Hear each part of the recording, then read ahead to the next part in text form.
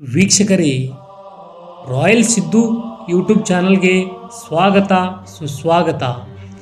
ಗೆಳೆಯರೇ, ನಾವಿವತ್ತು ಹೇಳಿಕೊಟ್ಟಿರುವುದು ನಡೆದಾಡು ದೇವರೆಂದೇ ಪ್ರಸಿದ್ಧಿವಾಗಿರುವ ಸಿದ್ದೇಶ್ವರ ಅಪ್ಪಾಜಿಯವರ ಜೀವನ ಮತ್ತು ಅವರ ಆದರ್ಶಗಳು.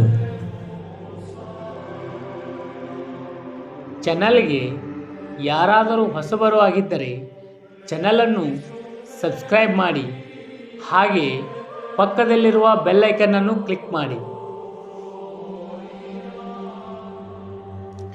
ಶ್ರೀ ಸಿದ್ದೇಶ್ವರ ಸ್ವಾಮೀಜಿ ಭಾರತ ಸುಪ್ರಸಿದ್ಧ ಸಂತರು, ತತ್ವಜ್ಞಾನಿಗಳು ಮತ್ತು ಸಮಾಜ ಸೇವೆಗಾರರು. ಅವರು ಸನಾತನ ಧರ್ಮದ ಪ್ರಚಾರಕರಾಗಿದ್ದು, ಜನಜಾಗೃತಿ ಮತ್ತು ಭಕ್ತಿಭಾವದಿಂದ ತುಂಬಿದ ಜೀವನವನ್ನು ನಡೆಸಿದರು.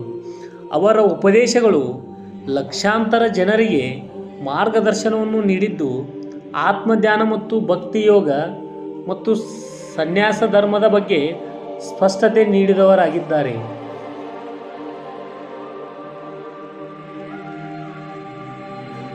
ಬಾಲ್ಯ ಮತ್ತು ವಿದ್ಯಾಭ್ಯಾಸ. ಶ್ರೀ ಸಿದ್ದೇಶ್ವರ ಸ್ವಾಮೀಜಿಯವರು 1941ರಲ್ಲಿ ಕರ್ನಾಟಕದ ವಿಜಯಪುರ ಜಿಲ್ಲೆಯಲ್ಲಿ ಜನಿಸಿದರು. ಅವರ ಬಾಲ್ಯವು ಶಿಷ್ಟಾಚಾರ ಮತ್ತು ಧಾರ್ಮಿಕ ವಾತಾವರಣದಲ್ಲೇ ಕಳೆಯಿತು. ಬಾಲ್ಯದಲ್ಲಿ ಅವರು ವೇದ ಮತ್ತು ಉಪನಿಷತ್ತು, ಗೀತಾ ಮತ್ತು ಶಾಸ್ತ್ರಾಧ್ಯಯನವನ್ನು ಪ್ರಾರಂಭಿಸಿದರು. ತಮ್ಮ ಗುರುಗಳಾದ ಶ್ರೀ ಮಲ್ಲಿಕಾರ್ಜುನ್ ಮಹಾಸ್ವಾಮೀಜಿಯವರಿಂದ ಆಶೀರ್ವಾದ ಪಡೆದು ಅವರು ಆಧ್ಯಾತ್ಮಿಕ ಮಾರ್ಗವನ್ನು ಅನುಸರಿಸಲು ನಿರ್ಧರಿಸಿದರು.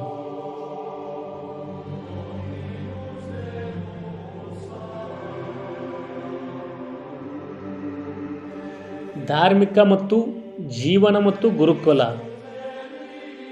ಸ್ವಾಮೀಜಿಯವರು ತಮ್ಮ ಗುರುಗಳಿಂದ ಸನ್ಯಾಸಿ ದೀಕ್ಷೆ ಪಡೆದು ಜೀವನವನ್ನೆಲ್ಲ ಧರ್ಮ ಮತ್ತು ಸೇವೆಗೆ ಮುಡುಪಾಗಿಟ್ಟರು. ಅವರು ಕೇವಲ ಪಂಡಿತನಾಗಿ ಉಳಿದಿಲ್ಲ, ಬದಲಾಗಿ ಸರಳ ಜೀವನದ ಮೂಲಕ ಸಮಾಜ ಸೇವೆಯನ್ನು ಪ್ರಮುಖವಾಗಿ ಮಾಡಿಕೊಂಡರು.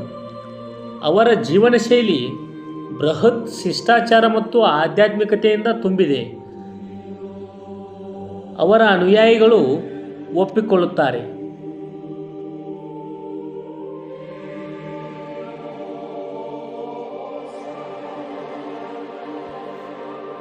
ತತ್ವಶಾಸ್ತ್ರ ಮತ್ತು ಉಪದೇಶಗಳು. ಸ್ವಾಮೀಜಿಯವರ ಉಪದೇಶಗಳು ಅತ್ಯಂತ ಸರಳವಾಗಿದ್ದು, ಎಲ್ಲ ವರ್ಗದ ಜನರು ಇದನ್ನು ಅರ್ಥ ಮಾಡಿಕೊಳ್ಳಬಹುದಾಗಿದೆ. ಅವರ ತತ್ವಶಾಸ್ತ್ರದ ಪ್ರಮುಖ ಅಂಶಗಳು: ಜ್ಞಾನ ಮತ್ತು ಭಕ್ತಿಯ ಸಮನ್ವಯ.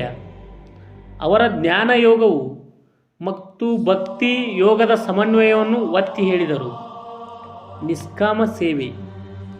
ಉನ್ನತ ಜೀವನವು ಸೇವೆಯ ಮೂಲಕ ಸಿದ್ಧಿಸುತ್ತದೆ ಎಂದು ಅವರು ಹೇಳಿದರು. ಸರಳತೆ ಮತ್ತು ಸತ್ಯನಿಷ್ಠೆ. ಸರಳ ಜೀವನ ಮತ್ತು ಸತ್ಯನಿಷ್ಠ ಅಗತ್ಯತೆಯನ್ನು ಹೇಳಿದರು. ಜ್ಞಾನ ಮತ್ತು ಪ್ರಾರ್ಥನೆ. ಪ್ರತಿದಿನ ಜ್ಞಾನ ಪ್ರಾರ್ಥನೆ ಸಾಧ್ಯನವನ್ನು ಮಾಡುವುದರಿಂದ ಮನಸ್ಸು ಶುದ್ಧವಾಗುತ್ತದೆ ಎಂದು ಬೋಧಿಸಿದರು.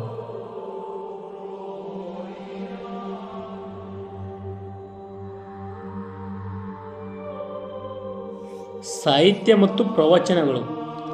ಸ್ವಾಮೀಜಿಯವರು ಸಾವಿರಾರು ಪ್ರವಚನಗಳನ್ನು ನೀಡಿದ್ದಾರೆ. ಅವರು ಭಗವದ್ಗೀತೆ ಮತ್ತು ಉಪನಿಷತ್ತು, ವೇದಾಂತ ಮತ್ತು ವಿವಿಧ ಪುರಾತನ ಗ್ರಂಥಗಳ ಬಗ್ಗೆ ಆಳವಾದ ವಿವರಣೆ ನೀಡಿದರು. ಅವರ ಪ್ರವಚನಗಳು ಕೇಳುವವರಿಗೆ ಸ್ಫೂರ್ತಿದಾಯಕವಾಗಿದ್ದು, ಜೀವನದಲ್ಲಿ ಶ್ರದ್ಧೆ ಮತ್ತು ಜ್ಞಾನಕ್ಕೆ ಪ್ರೇರೇಪಿತವಾಯಿತು.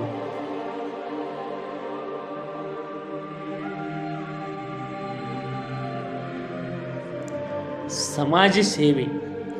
ಸ್ವಾಮೀಜಿಯವರು ಕೇವಲ ಉಪದೇಶಗಳನ್ನು ಮಾತ್ರ ಸೀಮಿತವಾಗಿರದೆ ಸಾಮಾಜಿಕ ಸೇವೆಯಲ್ಲಿ ತೊಡಗಿಸಿಕೊಂಡಿದ್ದರು. ಅಶಿಕ್ಷಿತರಿಗೆ ಶಿಕ್ಷಣ ನೀಡುವುದು, ಬಡವರಿಗೆ ಆಹಾರ ಮತ್ತು ಆಶ್ರಯ ಒದಗಿಸುವುದು, ಆರೋಗ್ಯ ಮತ್ತು ಆಸ್ಪತ್ರೆ ಸೇವೆಗಳನ್ನು ಪ್ರಾರಂಭಿಸಿದರು. ಇಂಥ ಹಲವಾರು ಜನೋಪಯೋಗಿ ಕಾರ್ಯಗಳಲ್ಲಿ ಅವರು ತೊಡಗಿಸಿಕೊಂಡಿದ್ದರು.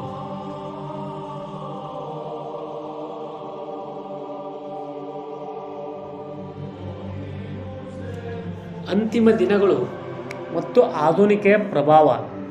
2023ರಲ್ಲಿ ಸ್ವಾಮೀಜಿಯವರು ಮಹಾ ಸಮಾಧಿ ಹೊಂದಿದರು. ಅವರ ಅಗಲುವಿಕೆ ಭಕ್ತರಲ್ಲಿ ಬೇಸರವನ್ನುಂಟು ಮಾಡಿತು. ಅವರ ತತ್ವೋಪದೇಶಗಳು ಇಂದೂ ಸಹ ಲಕ್ಷಾಂತರ ಜನರನ್ನು ಮಾರ್ಗದರ್ಶಿಸುತ್ತದೆ. ಅವರ ಆದರ್ಶಗಳ ಪ್ರಚುರತೆ, ಸ್ವಾಮೀಜಿಯವರ ಭಾವನೆಗಳು ಇಂದೂ ಸಹ ಸಮಾಜದಲ್ಲಿ ಜೀವಂತವಾಗಿವೆ. ಅವರ ಸಿದ್ಧಾಂತಗಳು, ಸೇವಾ ಕಾರ್ಯಗಳು ಮತ್ತು ತತ್ವಶಾಸ್ತ್ರಗಳು ಭವಿಷ್ಯದ ಪೀಳಿಗೆಯವರಿಗೆ ಮಾರ್ಗದರ್ಶನ ಒದಗಿಸುತ್ತದೆ. ನಿಷ್ಕರ್ಷ: ಶ್ರೀ ಸಿದ್ದೇಶ್ವರ ಸ್ವಾಮೀಜಿಯವರು ಕೇವಲ ಸಾಧಾರಣ ಸನ್ಯಾಸಿಯಲ್ಲ. ಅವರ ಧಾರ್ಮಿಕ ಚಿಂತಕರು, ಸಮಾಜ ಸೇವಕರು, ಜಗತ್ತಿಗೆ ಶಾಂತಿ ಸಂದೇಶವನ್ನುತ್ತ ಮಹಾಸಂತರು. ಅವರ ಜೀವನ, ತತ್ವಶಾಸ್ತ್ರ ಮತ್ತು ಸೇವಾ ಮನೋಭಾವವು ಎಲ್ಲರಿಗೂ ಆದರ್ಶ. ಅವರು ಬೋಧಿಸಿದ ಮಾರ್ಗವನ್ನು ಅನುಸರಿಸುವ ಮೂಲಕ ನಾವು ನಮ್ಮ ಜೀವನವನ್ನು ಶ್ರೀಮಂತಗೊಳಿಸಬಹುದು.